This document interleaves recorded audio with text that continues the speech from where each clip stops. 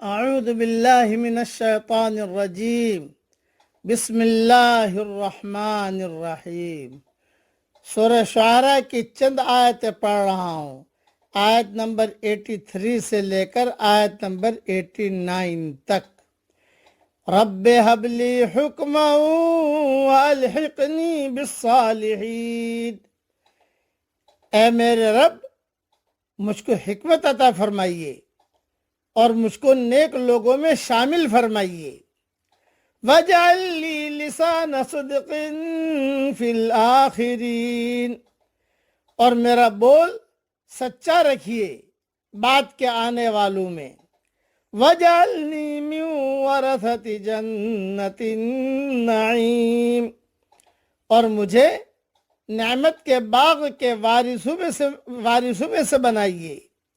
وَاغْفِرْ لِأَبِي إِنَّهُ كَانَ مِنَ الضَّالِّينَ، اور میرے والد کو معاف فرمائیے، بے شک وہ گمراہوں میں سے ہیں۔ وَلَا تُخْزِنِي يَوْمَ يُبْعَثُونَ، اور مجھ کو اس دن رسوا نہ کیجیے جبکہ لوگ اٹھائے جائیں گے۔ یوم لا ينفع مال ولا بنون، جس دن نہ مال کام آئے گا اور نہ اولاد، الا من اتى اللہ بقلب سلیم، مگر وہ جو اللہ کے پاس صاف ستھرا دل لے کر آئے۔ یہ حضرت ابراہیم علیہ السلام کی دعائیں ہیں جو زبردست ہے، جو قرآن میں اللہ نے نازل کی ہیں۔ حکمت سے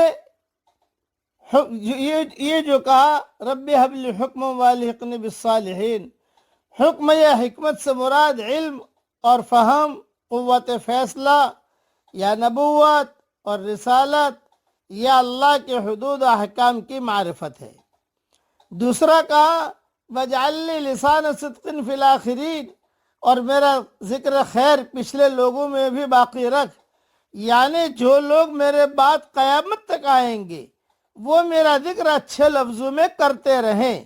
اس سے معلوم ہوا کہ نیکیوں کی جزا اللہ تعالیٰ دنیا میں ذکر جمیل اور ثناء حسن کی صورت میں بھی عطا فرماتا ہے، جیسے حضرت ابراہیم علیہ السلام کا ذکر خیر ہر مذہب کے لوگ کرتے ہیں، کسی کو بھی ان کی عظمت اور تکریم سے انکار نہیں۔ پھر دعا مانگی کہ میرے باپ کو میرے والد کو معاف کر دے، وہ یقیناً گمراہوں میں سے تھے۔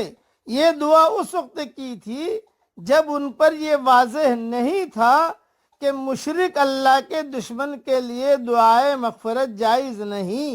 جب اللہ نے یہ واضح کر دیا تو انہوں نے اپنے باپ سے بھی بیزاری کا اظہار کر دیا۔ دیکھیے سورہ توبہ آیت نمبر 114۔ دوسرا یہ دعا مانگی وَلَا تُخْزِنِي يَوْمَ يُبْعَثُونَ، جس دن کے لوگ دوبارہ اٹھائے جائیں گے مجھے رسوا نہ کرنا، یعنی تمام مخلوق کے سامنے میرا مواخذہ کر کے یا عذاب سے دوچار کر کے مجھے رسوا نہ کرنا۔ حدیث شریف میں آتا ہے قیامت والے دن جب حضرت ابراہیم علیہ السلام اپنے والد کو برے حال میں دیکھیں گے تو ایک مرتبہ پھر اللہ کی بارگاہ میں ان کے لیے مغفرت کی درخواست کریں گے اور فرمائیں گے یا اللہ اس سے زیادہ میرے لیے رسوائی اور کیا ہوگی۔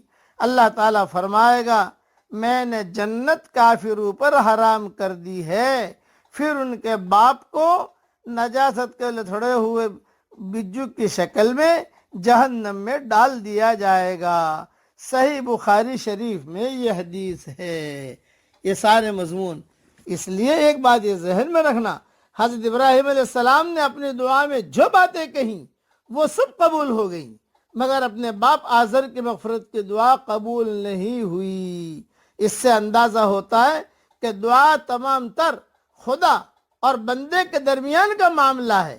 کسی شخص کی دعا کسی دوسرے شخص کو مغفرت نہیں دلا سکتی۔ اللہ تعالیٰ کے یہاں اصل قیمت قلب سلیم کی ہے۔ قلب سلیم سے مراد قلب صحیح یا پاک دل یعنی وہ دل جو شرک اور نفاق اور حسد اور بغض کے جذبات سے پاک ہو۔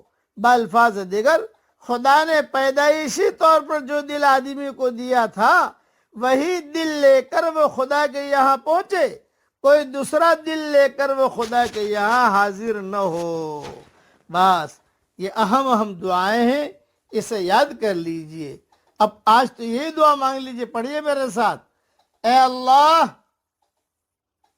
تو ہم سب کو قلب سلیم عطا فرما، پاک صاف دل عطا فرما، آمین۔ وآخر دعوانا ان الحمدللہ رب العالمین۔